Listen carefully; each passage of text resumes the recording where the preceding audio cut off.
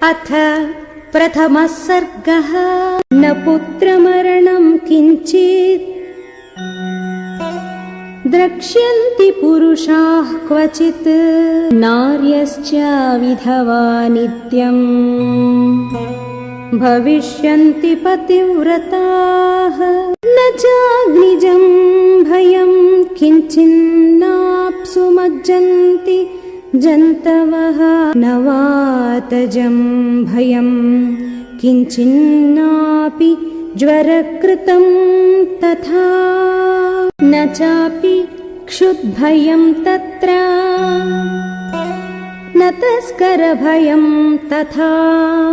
नगराणि च राष्ट्राणि धनधान्ययुतानि च, नित्यं प्रमुदिता सर्वे यथा कृतयुगे तथा।